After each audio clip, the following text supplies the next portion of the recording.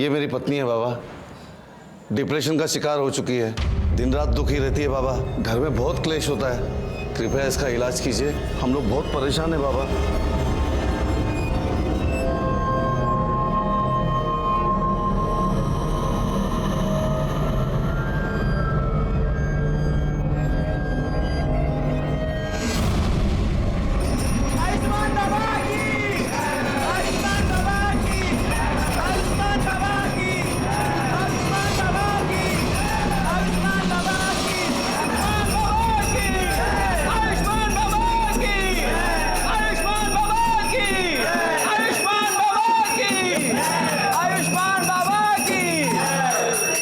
जा, ले जा अपनी पत्नी को घर, शीघ्र ही वह ठीक हो जाएगी। बाबा की जय हो, बाबा की जय हो। आओ भक्तों, बाबा का आशीर्वाद ले लो।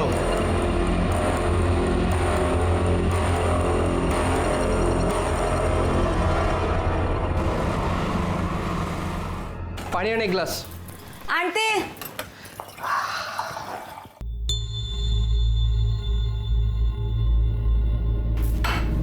ये ले, घर खर्च के लिए। अब देख क्या रही है, पगार हुआ यार। मुझे नहीं चाहिए तेरे पाप की कमाई।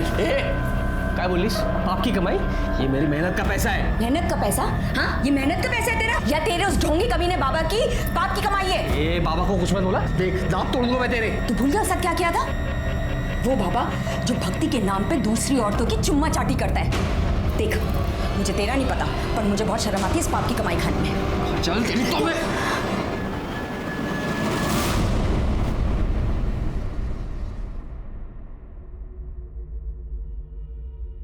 सुनिए, मुझे कुछ पैसे चाहिए थे। देखो साक्षी, तुम्हें अच्छी तरह से पता है मुझे इस तरह के ढोंगी बाबा और उनके चमत्कार पे बिल्कुल विश्वास नहीं है, और ऐसे काम के लिए मैं तुम्हें 1 रुपया भी नहीं दे सकता हूँ। तुम्हें हो या ना हो, पर मुझे है, और ये सब मैं रिया के लिए तो कर रही हूँ ना। देखो साक्षी, मेरी प्यारी रिया को ठीक करने के लिए किसी ढोंगी बाबा की कोई जरूरत नहीं है, और खबरदार तुम इसे किसी के पास लेकर गई ऐसे बाबा के पास।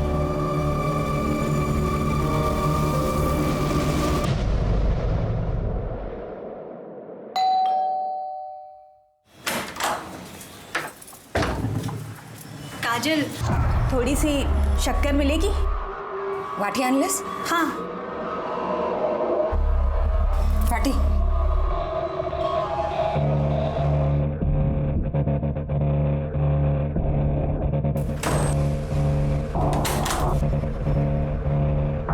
हेगे, और कुछ भी चाहिए? Thank you.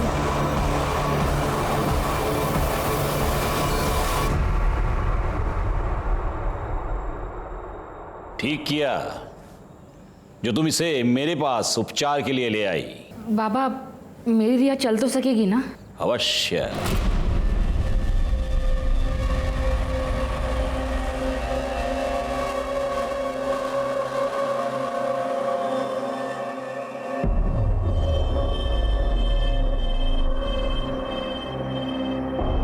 ले, ये तेल है, प्रतिदिन 3 प्रहर इस तेल से तेरी बच्ची के पैरों पर मालिश करना। भगवान की कृपा रही, ये बच्ची चलने तो क्या, दौड़ने लगेगी। सच बाबा? सुना रिया, तू चलने लगेगी? अच्छा बाबा, प्रणाम।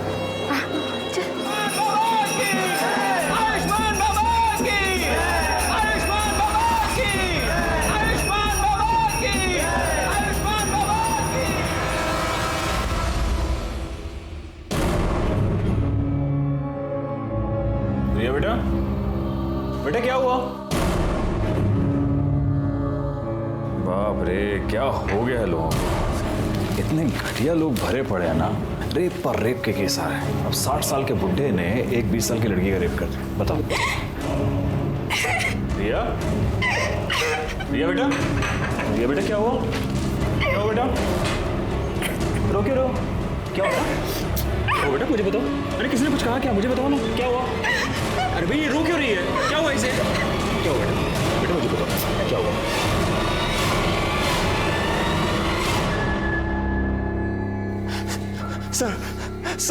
सर देखिए ना सर, मेरी बेटी के साथ क्या हो गया सर? सर मेरी बेटी के साथ सर रेप हो गया है सर। आप प्लीज बैठिए और मुझे शांति से बताइए कि एग्जैक्टली क्या। सर मेरे मना करने के बाद भी ना मेरी बीवी साक्षी सर मेरी बेटी को ना उस ढोंगी बाबा के पास लेके जाती थी सर 6 महीने से भी किया था, लेकिन सर इसने मेरी एक बात नहीं सुनी सर। मैंने इसको बोला भी था सर। अरे एक मिनट, ये सब यहाँ नहीं चलेगा, ये पुलिस स्टेशन है। आप बैठिए प्लीज। मैडम आप बताइए क्या हुआ। सर रिया के पैर बहुत कमजोर है, सब कुछ करके देखे लेकिन कोई फर्क नहीं पड़ रहा था। तब मैंने बाबा के बारे में सुना, हम रिया को उनके पास लेकर गए। बाबा ने इसकी नब्ज देखी और कहा कि ये ठीक हो सकती है। बाबा ने मुझे एक तेल दिया और कहा कि मैं उससे रिया के पैरों की मालिश कर, लेकिन उससे भी कोई फर्क नहीं पड़ रहा था। मैंने बाबा को बताया तो उन्होंने कहा कि शायद मैं ठीक से मालिश नहीं कर रही हूँ, मैं रिया को उनके पास लेकर जाऊँ, वो मुझे सही तरीका बताएंगे। पहले तो मैं डर गई कि कोई अनजान आदमी मेरी बेटी के पैरों को हाथ लगाएगा। मेनका। जी बाबा। मेरी आंखों पर पट्टी बांधो।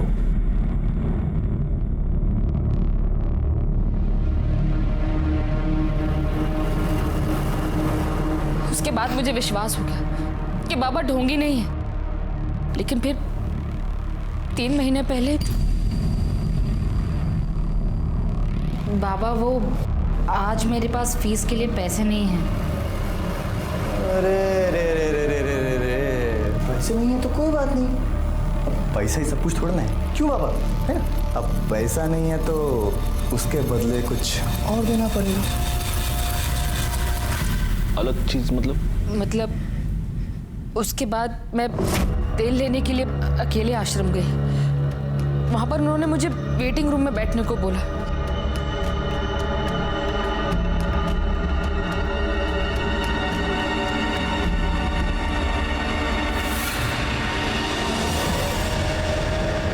कौन था वो? पता नहीं सर, लेकिन जब होश आया तो देखा कि मेरे कपड़े मेरे साथ भी रेप हुआ था। उसके बाद 2 बार और ऐसा हुआ। 3 बार तेरे साथ रेप हुआ, तूने मुझे बताया तक नहीं। तुझे मजा आ रहा था रेप करने में, और मेरी बेटी को लेकर गई उस ढोंगी बाबा के पास। तुझे कितनी बार बोला था, तुझे कितनी बार बोला इसको मत लेके जाओ। 1 मिनट अभी आप बैठेंगे प्लीज, वरना मुझे आपको बाहर निकालना पड़ेगा। रिया में इंप्रूवमेंट दिख रही थी। अगर मैं तुम्हें बताती तो तुम ट्रीटमेंट रुकवा देते, इसलिए मैंने नहीं बताया। लेकिन फिर 4 दिन पहले 13 तारीख को मैं रिया को लेके आश्रम गई। आर्यमन ने हमें कहा कि हम वेटिंग रूम में वेट करें, बाबा बाहर गए। उनके शिष्य ने हमें एक शरबत पिलाया, इसे पी के हम दोनों बेहोश हो गए। लेकिन बेहोश होने से पहले मुझे याद, आर्यमन मुस्कुरा रहा था। मुझे लगा कि फिर से, लेकिन जब मुझे होश आया तो मेरे साथ कुछ भी नहीं हुआ था। लेकिन रिया वहां से गायब थी।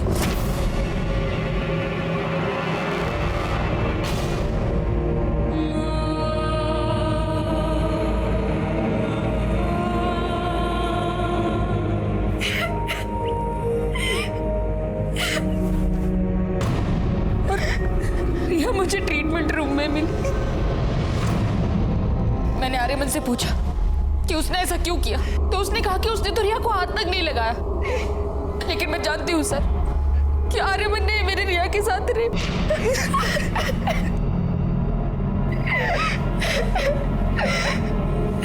बेटा क्या तुमने उस आदमी को देखा? वो आर्यमानी था?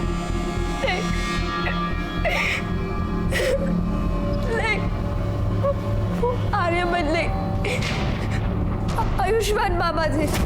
मुझे याद है बेहोश होने से पहले जो आदमी मेरी तरफ आ रहा था, उसने वही चोला पहना था जो आयुष्मान बाबा पहनते। इंस्पेक्टर सर प्लीज उस बाबा और उसके बेटे को अरेस्ट कर लीजिए प्लीज सर। प्लीज सर हमें न्याय दिलवा दीजिए प्लीज सर। कामनी मैडम, बच्ची को मेडिकल एग्जामिनेशन के लिए ले जाइए, आप भी जा सकते हैं।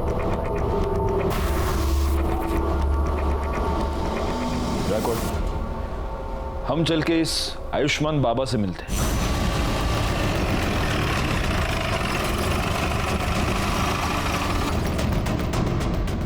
साक्षी हम पर ऐसे आरोप कैसे कर सकती है अपने बाबा के बारे में? देखिए, आपको जो कुछ भी कहना है आप पुलिस स्टेशन चलकर कहिए। चलिए। ए साहब, एक मिनट बेटा, ये कोई आम आदमी चलते फिरते आदमी नहीं है, बाबा है, आयुष्मान बाबा। और इनके भक्तों को पता चला ना कि आपने इनको ऐसे उंगली भी लगाई है, दंगे भड़क जाएंगे साहब, बता रहा हूँ। दंगे वंगे बाद में, सबसे पहले तो तेरे को उठा के अंदर डाल दूंगा। चल यार, ना चलिए चल, मैं कह रहा हूँ कर रही है। ये सत्य नहीं है। सभी भक्तों को वही शरबत ग्रहण के लिए दिया गया था। उनमें से किसी को कोई समस्या नहीं हुई। आप चाहे तो दूसरे भक्तों से पूछ सकते हैं। बाबा 13 तारीख को आश्रम में थे ही नहीं, वो एक भक्त के यहाँ आमंत्रित थे। मैं स्वयं पूरा दिन उनके साथ ही था। हम लोग शाम को आश्रम एक साथ ही लौटे थे। सर, मैं तो ज़्यादातर अकाउंट केबिन में ही रहता हूँ, तो बाहर क्या चलता है क्या नहीं चलता मेरे को नहीं मालूम। सच है, भगवान भी इंसान को नहीं पहचान सकता। मैंने साक्षी और उसकी बेटी को बहुत सहायता की थी, फिर भी न जाने क्यों उसने मुझ पर ऐसे घृणित आरोप क्यों लगाए। लेकिन आपको क्या लगता है बाबा, मतलब क्यों लगाए होंगे उसने ऐसे घृणित आरोप आप पर? एक ही कारण हो सकता है। अच्छा, मेरे उपचार के पैसे देना नहीं चाहती होगी, अन्यथा मदद जो करता है उसे ऐसे प्रत्युत्तर में ऐसे घृणित आरोप कोई नहीं लगाता। लेकिन उसकी चूक हो गई, वो चूक गई। 13 तारीख को पूरा दिन हम आश्रम में थे ही नहीं। सर, इसके असिस्टेंट गणेश ने भी यही कहा कि ये लोग शाम को वापस आए थे। क्योंकि यही सत्य है। हमारा शिष्य गणेश पूरा दिन हमारे साथ था, और जिस भक्त के यहां हम पूरा दिन उपस्थित थे, आप उनसे भी पूछ सकते हैं। दोनों को आशीर्वाद है मेरे। अब हम यहां से प्रस्थान करेंगे। अरे नहीं नहीं नहीं नहीं, प्रस्थान वस्थान आप कुछ नहीं कर सकते अभी। क्या है बाबा, आप रेप अक्यूज्ड हैं, तो अब आप यहीं रहेंगे। बैकवर्ड, बाबा को उनकी कुटिया दिखा दो। अब अगले कुछ दिन तक भजन पूजन कीर्तन कीर्तन वहीं पे ले जाओ। चलिए। देखिए ये गलत है। लड़की के कंप्लेन के बाद आयुष्मान बाबा को पुलिस ने रेप के केस में अरेस्ट कर लिया है। अभी भी तुझे लगता है कि तेरा बाबा ढोंगी नहीं है? काजल चुप बैठ, मैं बाबा को बहुत पहले से जानता हूँ, वो ऐसा कर ही नहीं सकते। और अगर रेप हुआ भी है ना तो बाबा ने नहीं किया है, वो उस कमीने आर्यमान ने किया है, क्योंकि वो आर्यमान एक नंबर का। अच्छा, तो फिर पुलिस ने तेरे बाबा को क्यों पकड़ा? हाँ, संभल के रहे, हाँ संभल के रहे, कहीं बाबा तुझे भी अरेस्ट ना करवा दे। सर, ये रही रिया की मेडिकल रिपोर्ट। इस रिपोर्ट के मुताबिक रिया की बॉडी पर कोई सीमन नहीं मिला है। ये तो एक्सपेक्टेड ही था।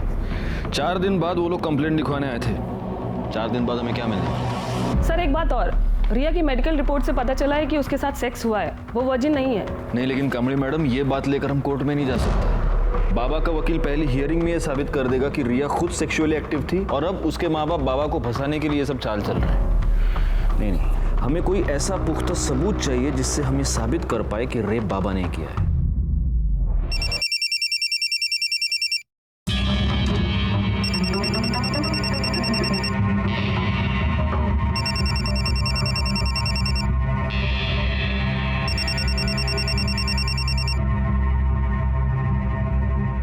हेलो, तेरी हिम्मत कैसे हुई बाबा के खिलाफ कंप्लेंट लिखवाने की?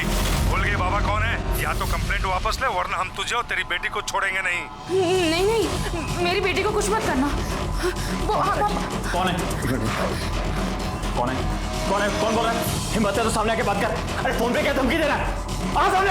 हेलो हेलो, काट दिया। जो भी ऐसे छोड़ूंगा। कहाँ जा रहे हो? अरे पुलिस को इन्फॉर्म करने जा रहा। नहीं नहीं, उसने धमकी दी है। साक्षी, तुम अब भी नहीं समझ रही हो, हमें पुलिस को इन्फॉर्म करना पड़ेगा। ये सब बंद होना चाहिए। नहीं नहीं, आप मेरी बात सुनिए ना। साक्षी प्लीज, देखिए मेरी बात सुनिए प्लीज साक्षी।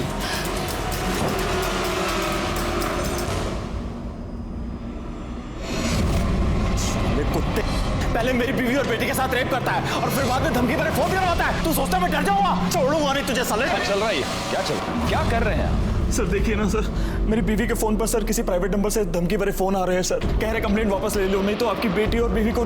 सर कुछ कीजिए सर। एक मिनट। बैकवर्ड, ये नंबर नोट कर लो और ये नंबर ट्रेस करो, पता करो ये नंबर किसका है, कहाँ से आया है। आप प्लीज इनके साथ चलिए, प्लीज। चला कामाला लागा चला.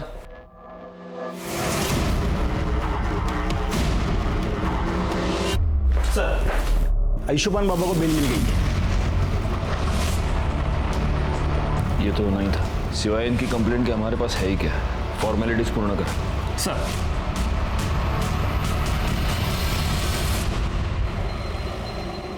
रिया, भाई साहब आपने रिया को कहीं देखा क्या? नहीं. रिया को कहीं देखा क्या? नहीं. वॉचमैन भैया, रिया को कहीं देखा क्या? साक्षी, क्या हुआ? भाभी वो रिया ना नीचे वॉक करने के लिए आई थी. मैंने पूरा कंपाउंड देख लिया, कहीं मिल नहीं रही है. अरे इधर ही किधर होगी ना. क्या हुआ साक्षी? इतना घबराई क्यों? रिया कहीं मिल नहीं रही है प्रेमी. उसने उसे किडनैप कर लिया. उसने कहा था कि वो हम लोगों को नहीं छोड़ेगा. और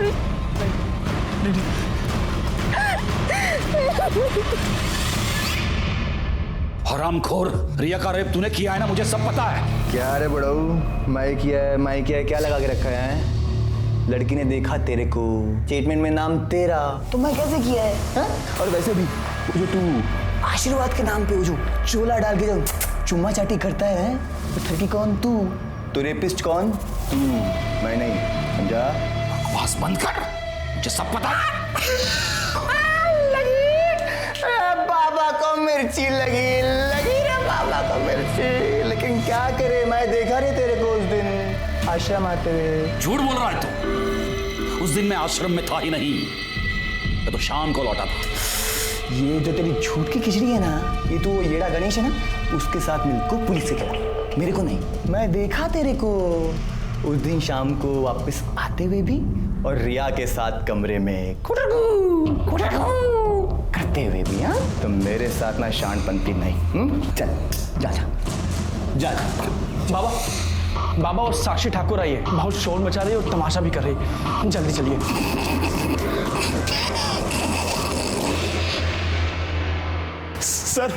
सर हमारी बेटी रिया गायब हो गई है सर. उसे बचा लीजिए सर. उन्हीं लोगों ने सर किया है ये सब. लेकिन कब से गायब है वो? सर वो शाम को 5 बजे रोज की तरह नीचे वॉक करने गई थी. अपना फोन भी घर पर भूल गई. जब 6 बजे तक घर नहीं आया तो मैं नीचे दिखने के लिए गई. पूरी बिल्डिंग, पूरा कंपाउंड, सब जगह दिख लिया, लेकिन रिया कहीं नहीं मिली. सर उस बाबा ने ये किडनैप किया है सर. सर मेरी बेटी को बचा लीजिए सर. देखिए आप निश्चिंत रहिए, हम जरूर रिया को ढूंढ निकालेंगे.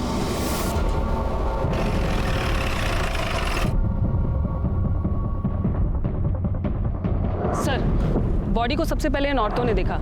ये सुबह यहाँ कपड़े धोने आई थी तो इन्होंने बॉडी को देखा. सर, बॉडी पे कई जगह खरोच के निशान हैं.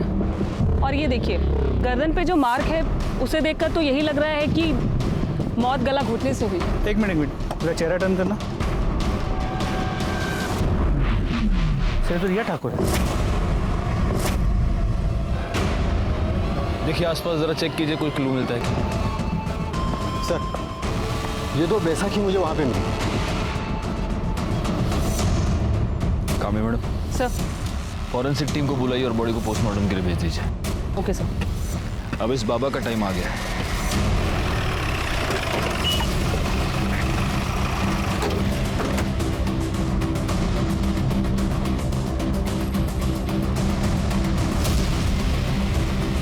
या तो ताला लगा हुआ.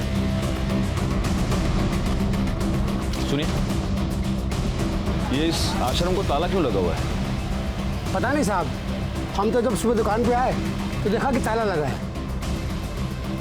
बैकवर्ड, एक काम करो, ये बाबा, उसका बेटा, इस आश्रम के लैंडलाइन नंबर्स सब फोन टैप करो और ये पता करो कि इस बाबा की और कहाँ प्रॉपर्टी, और जरा इस बाबा के भी डिटेल्स निकालो. ये ओरिजिनली कौन है, कहाँ से आया है, और ये सारी डिटेल्स मुझे जल्द से जल्द चाहिए.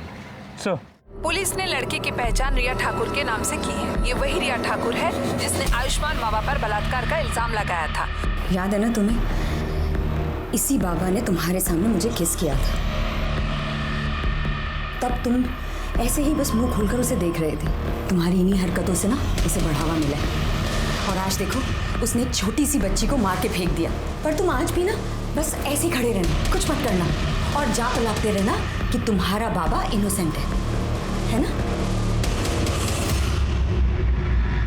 सर कल रात को जब ड्यूटी खत्म होने के बाद आप घर चले गए तो एक आदमी ने कॉल किया था। वो कह रहा था कि रिया मर्डर केस के बारे में कुछ जानता है और आपको बताना चाहता है।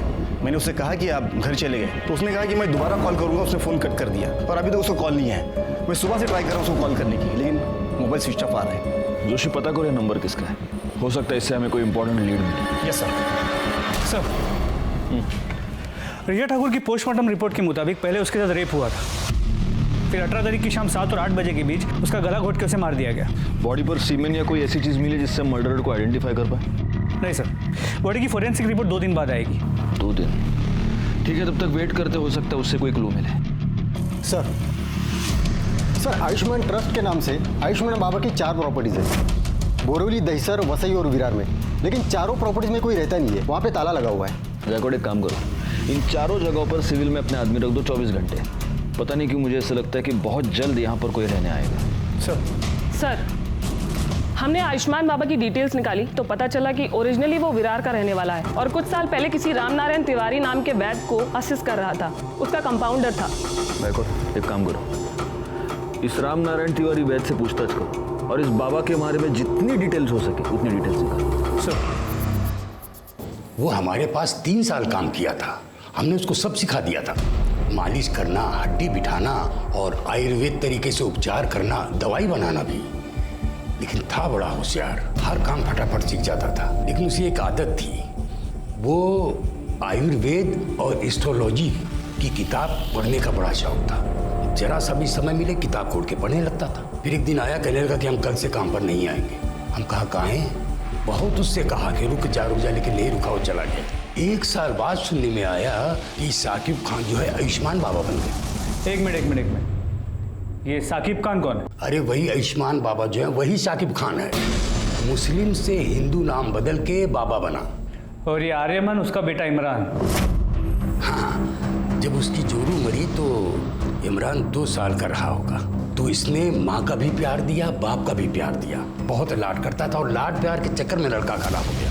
अच्छा, ये आयुष्मान बाबा मतलब आपका साकिब खान जब ये आपके पास काम किया करता था तो जो महिला इलाज करवाने के लिए आती थी उनके साथ कभी उसने बदतमीजी की थी? ना, कभी कोई बदतमीजी नहीं। अच्छा, उसके किसी रिश्तेदार को आप जानते हैं? नहीं, बस परिवार का मालूम था, सो हमने बता दिया।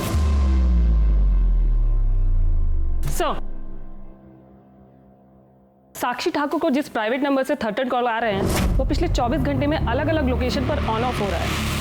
आपने ट्राई करके देखा? हाँ सर, हमने कई बार ट्राई किया पर हर बार ऑफ बता रहा है। और सर एक बात और, ये नंबर सूरज यादव के नाम पर रजिस्टर्ड है। हमने उसके घर का भी पता किया पर वो एड्रेस भी फेक निकला। आप लगातार ये नंबर ट्राई करते रहिए और उसकी लोकेशन ट्रेस कीजिए।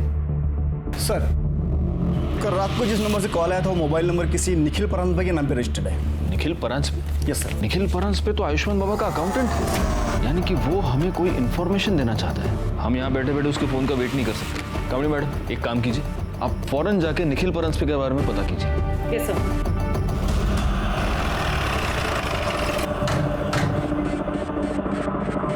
क्या आप बता सकती हैं कि काजल और निखिल कहाँ गए हैं? हाँ मैडम, कल शाम को करीब 8 बजे मैंने काजल और निखिल दोनों को एक साथ जाते देखा। मैं तो खुद हैरान थी कि दोनों एक साथ कहाँ जा रहे हैं। मतलब 24 घंटे लड़ाई झगड़ा करते रहते हैं। किस बात पे? अब ये तो नहीं पता मैडम। एक बार मैंने काजल से पूछने की कोशिश की थी तो उसने मुझे कुछ नहीं बताया, लेकिन हाँ उसका वो हीरो है ना, उसको जरूर बताया होगा। हीरो? कौन हीरो? अब ये तो ज़्यादा तो मुझे कुछ नहीं पता, लेकिन हाँ कुछ हफ्तों पहले जब मैं मार्केट से घर वापस आ रही थी तब मैंने देखा कि वो काजल का बॉयफ्रेंड था। अब ये सब तो मुझे नहीं पता, लेकिन हाँ वो तभी आता था जब निखिल घर पर नहीं रहता था। कुछ दिनों पहले मैं काजल के घर शक्कर लेने आई थी, तब मैंने उसे बैठा देखा था। पहचान सकती हो कौन है वो? स्केच बनवा सकती हो? वो तो मैं नहीं बता सकती क्योंकि मैंने उसे सिर्फ 2 बार देखा है और वो भी पीछे से। निखिल और काजल का फ़ोन नंबर और फोटो तो होगा ही आपके पास? जी।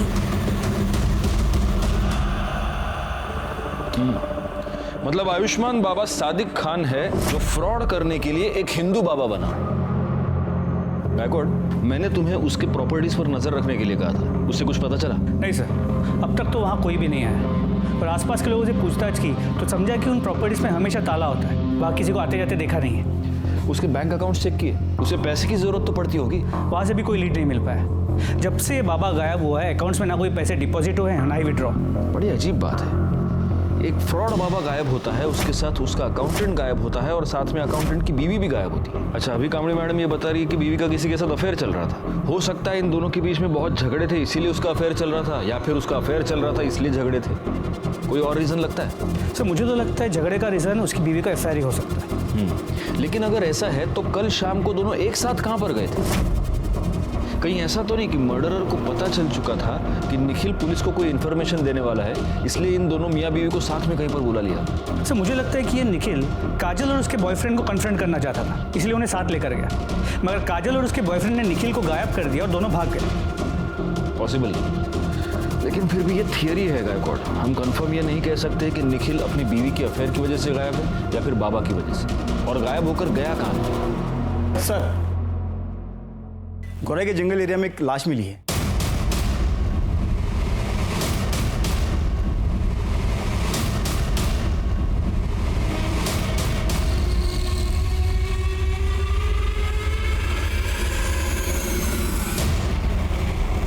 सर, ये बॉडी तो काजल ब्रांच पे की है। व्हाट? Yes sir. सर, जिस तरह साड़ी को लपेटा गया है उसे देखकर तो यही लग रहा है कि मर्डर से पहले रेप हुआ है। जरा ठीक से चेक कीजिए। Yes sir.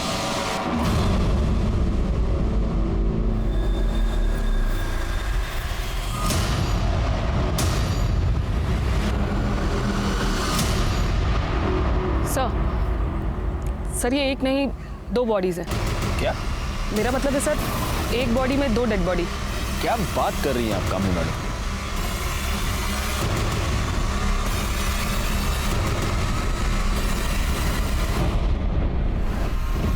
बॉडी का निचला हिस्सा किसी आदमी का है और ऊपर का हिस्सा औरत का। या तो ये निखिल हो सकता है या फिर काजल का बॉयफ्रेंड। ये हो सकता है कि निखिल ने काजल को और उसके बॉयफ्रेंड का मर्डर करके उन दोनों की लाश को ऐसे इस तरह से सिल दिया होगा।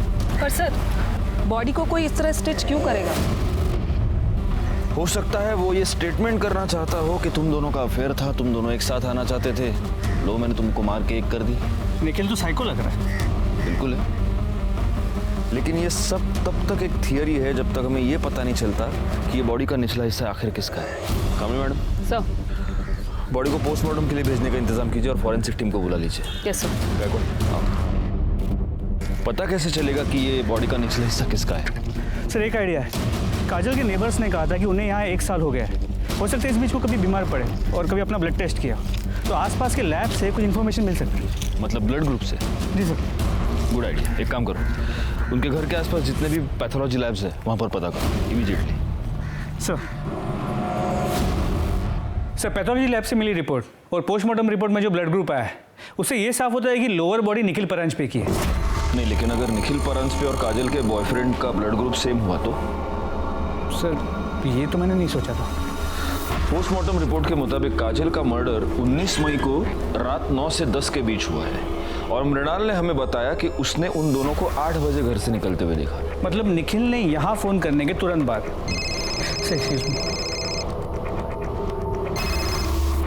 हेलो,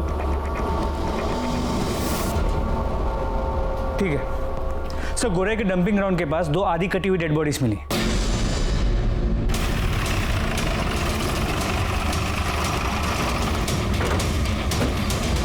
साहब, मैंने ही आपको फ़ोन किया था। सुबह जब काम पे जा रहा था तभी ये मैंने देखा और 100 नंबर पे मैंने डायल किया। थैंक्स। जोशी, बगा। सर, ये बॉडी तो निखिल की है। मतलब इससे इतना तो क्लियर हो गया कि उस बॉडी का निचला हिस्सा निखिल का था। सर, सिर के पीछे गहरी चोट है। हो सकता है मौत की वजह ये चोट ही है। सर, ये देखिए।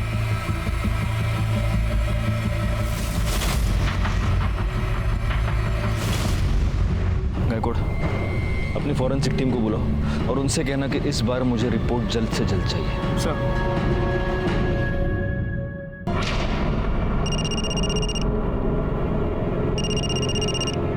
हाँ सर। कोई अपडेट? सर, मैं यहाँ पे कब से नजर रखे हुए हूँ लेकिन कोई हलचल नहीं। सर, मैं यहाँ पे कब तक रुकूँ? वो बोलता हूँ मैं, लेकिन अभी के लिए वहाँ पे नजर रखो। ठीक है सर, ओके।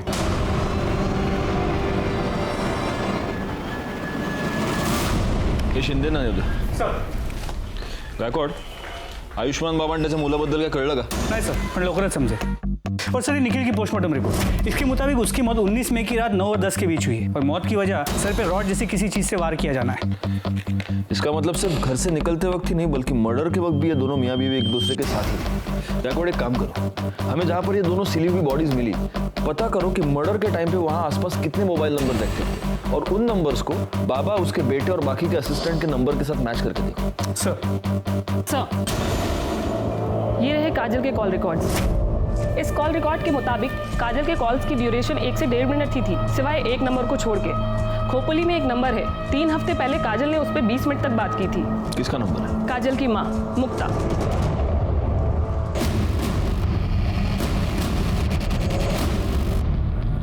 बड़ी अभागन थी मेरी काजल, तिच्या नशिबात सुखच नव्हतं। हम जब पालघर के पास नांदोर गांव में रहते थे तब काजल दूसरे बिरादरी के लड़के के साथ भाग गई। पूरे गांव ने हमें बेदखल कर दिया। हम लोग दर दर भटकने लगे, कभी यहाँ गावात कभी त्या गावात। अभी 1 महीना पहले नवीन को यहाँ काम मिला। 3 हफ्ते पहले आपकी काजल से बात हुई थी? हो सर, 1 महीने पहले की बात है सर। मेरी जानने वाली को मुंबई में काजल बाजार में टकरा गई। उसने मुझे फोन किया, काजल ठीक है, और उसने काजल का नंबर दिया। मैंने सोचा मैं उससे बात नहीं करूंगी, पर क्या करूं, माँ हूं ना। मैंने उसे फोन किया, बड़ी खुश लग रही थी वो फोन पर। उसने कहा कि वो मुझसे मिलने आने वाली है, पर नहीं, वो नहीं आई। उस निखिल के घर वालों ने मारा है साहब मेरी ताई को। साहब हमारी ताई उसे कभी पसंद नहीं थी, हम लोग अलग बिरादरी के हैं ना, इसीलिए। वैसे 19 तारीख को तुम कहाँ थे? मैं काम पे था साहब, विट्ठल और मैं साथ में ही काम पे जाते। विट्ठल कौन? हमारा पड़ोसी, इधर बाजूला रहा। निखिल की फैमिली का नांदौर का एड्रेस है आपके पास? ठीक है सर, विट्ठल ने कंफर्म किया है 19 मई को नवीन उसके साथ सुबह से शाम तक गोडाउन में ही था। एक काम करते, निखिल के घर चलकर पता करते कि इस नवीन की बात में कितनी सच्चाई है। मैंने कितनी बार निखिल को समझाया था कि काजल तेरे लिए ठीक नहीं है, फिर भी उसने मेरी एक बात नहीं मानी। इसलिए तुमने उन दोनों का पता लगाया, उनका मर्डर किया और अपना बदला पूरा किया। क्या बात कर रहे हो साहब? मैंने खुद उन दोनों की शादी करवाई थी। बिरादरी में रहने के लिए नाटक किया था कि वो दोनों गांव से भाग गए। दरअसल मुझे पहले से ही पता था कि वो दोनों मुंबई में कहाँ रहते हैं, क्योंकि वो घर मैंने ही भाड़े पे लेके दिया था उन्हें। हर दूसरे दिन मेरी निखिल से बात होती थी। फिर मैं अपने बेटे और बहू को क्यों मारूंगा? फिर एक बार हम डेड एंड पर आकर पहुंच चुके थे। हालांकि फॉरेंसिक रिपोर्ट से यह पता चला था कि रिया के नाखून में किसी के स्किन फ्रैगमेंट्स पाए गए थे, लेकिन वो स्किन फ्रैगमेंट्स किसके थे ये पता लगाने का कोई भी तरीका हमारे पास नहीं था। दूसरी तरफ हमारी ये थियरी थी कि काजल और निखिल का मर्डर या तो काजल के लवर ने किया है या आयुष्मान बाबा ने। काजल और निखिल के मर्डर स्पॉट पर एक्टिव नंबर्स का हम इंतजार कर रहे थे और हमें इंतजार था सूरज यादव का भी, जिसे ट्रेस करना काफी मुश्किल हो रहा था क्योंकि उसका मोबाइल नंबर लगातार ऑन ऑफ हो रहा है। ऐसे में आयुष्मान बाबा के प्रॉपर्टीज पर नजर रखने का हमारा प्लान कामयाब हो गया जब हमें यह पता चला कि उसकी वसई की प्रॉपर्टी पर कोई आया है।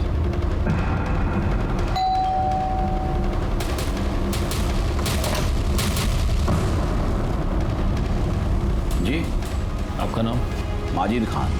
सादिक खान को जानते हैं? हाँ, वो हमारे फूफी के लड़के हैं, हमारे बड़े भाईजान हैं। बड़े ताज्जुब की बात है माजिद साहब, आपकी आवाज़ आपके फूफी के लड़के से बहुत मिलती जुलती है। देखिए, आप हमें खामखा परेशान कर रहे हैं। हमारे बड़े भाईजान का उन्होंने जो किया है उससे हमारा कोई वास्ता नहीं है। गायकवाड,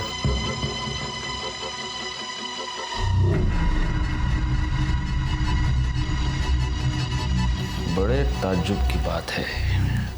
सिर्फ आवाज ही नहीं, आपके हाथ पर चोट का निशान भी आपके फूफी के लड़के से मिलता जुलता है। सुनिए मेरी बात सुनिए। आयुष्मान बाबा, अब तेरे आशीर्वाद देने के दिन खत्म हो गए, अब हम तुझे आशीर्वाद देंगे। सर, मुसलमान होके मैं आयुर्वेद या ज्योतिष का धंधा नहीं कर सकता, इसलिए फिर सादिक खान से मैं आयुष्मान बाबा बन गया।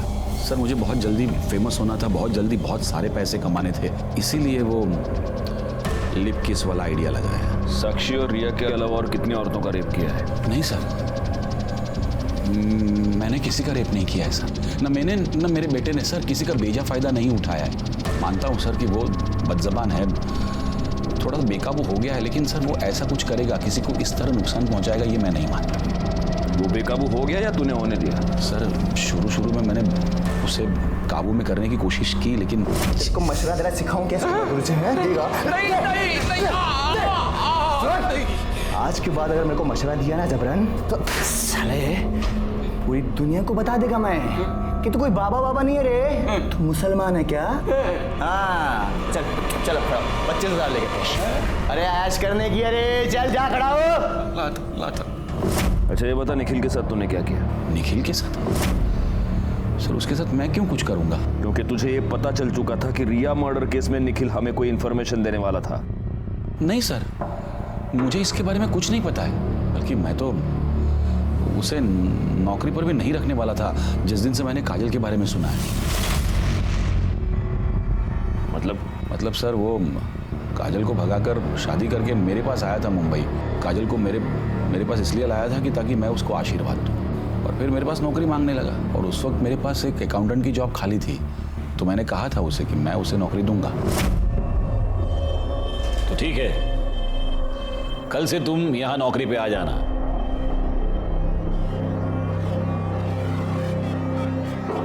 मेरी बीवी है।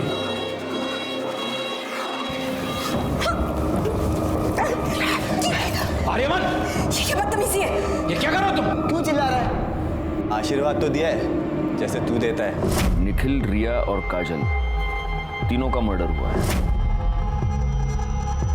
बता इसमें से कौन सा खून तूने किया, कौन सा तेरे बेटे ने किया, या दोनों ने मिलके किए तीनों खून? नहीं सर, हमने किसी का खून नहीं किया, सच कह रहा हूँ सर। अगर मर्डर नहीं किया तो भाग क्यों गया था? रिया के बारे में सुन के डर गए थे हम लोग। बेटा कहाँ है तेरा? कहाँ छुपा के रखा है उसको? जिस दिन से आश्रम से भागा उस दिन से वो गायब है सर। गायकवाड़, इसका डीएनए टेस्टिंग कराओ। रिया के नाखून में जो स्किन का फ्रैगमेंट मिला उससे मैच करके देखो। आयुष्मान बाबा आखिर तक यही कहता रहा कि वो निर्दोष है, और हमारे पास भी उसके खिलाफ कोई भी पुख्ता सबूत नहीं था। हम उसके डीएनए टेस्ट के रिजल्ट का इंतजार कर रहे थे। आर्यमान अभी तक गायब था। ऐसे में हमारे पास उन फोन नंबर्स की लिस्ट आई जो 19 मई को रात 9 से 10 के बीच निखिल और काजल के मर्डर स्पॉट पे एक्टिव थे। वो 3 नंबर्स थे, और उन 3 नंबर्स में से एक नंबर के बारे में हमें पहले से ही पता था।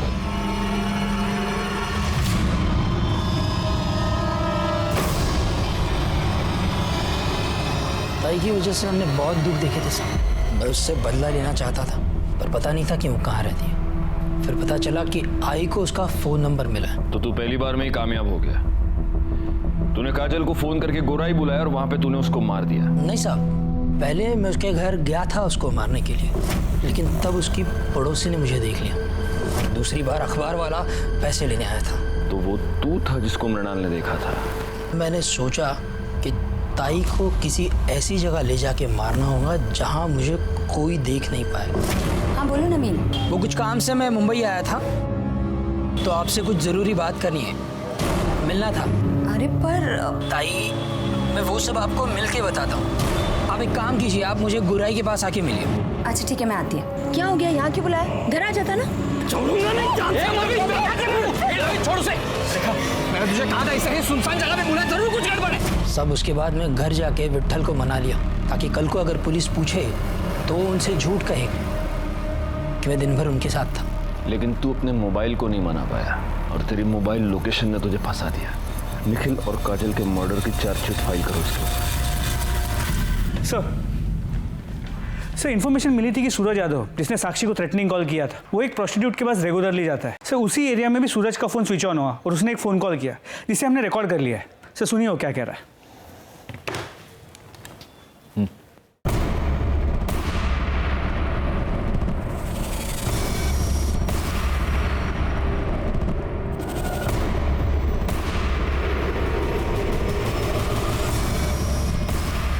एक मिनट गायको, इसका नाम सूरज यादव है ना? तो ये इस तरह से हिंदी क्यों बोल रहा है?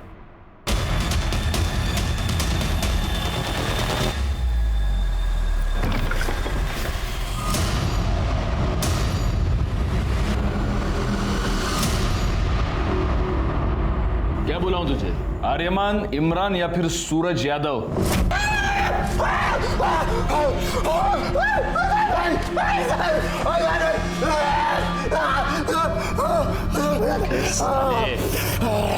रिया के नाखून में जो स्किन मिला है ना, उससे तेरे बाप का डीएनए 50% मैच होता है। इसका मतलब तेरा पूरा 100% होगा।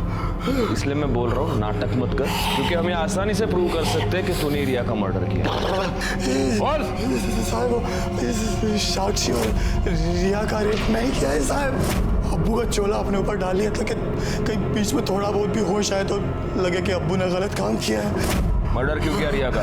मैं बस कंप्लेंट वापस करवाना चाहता था साहब, पर वो रिया का बाप है ना, फोन पे बहुत अकड़ रहा था साहब, बहुत उल्टा सीधा बोला मेरे को, दिमाग पूरा चला आ गया था मेरा। बस मैंने सोच लिया था साहब कि इस साले को सबक सिखा के रहेगा मैं। तो मेरे को पता था कि रिया रोज शाम को ना कंपाउंड में वॉक करने को आती, और साहब उसके बाद उसकी बॉडी रात को मैं ठिकाने लगा दिया। पर ये सब बूढ़ा हुआ ना वो मेरा अबू, उसने मेरे को सब करते हुए देख लिया था साहब, और बहुत घबरा गया था साहब, वो बहुत डर गया था, जबरदस्ती मेरे को छुपाया साहब। साक्षी और रिया पर रेप करने के जुर्म में और रिया के मर्डर के जुर्म में तुमको अरेस्ट करता हूँ। चार्जशीट फाइल करो।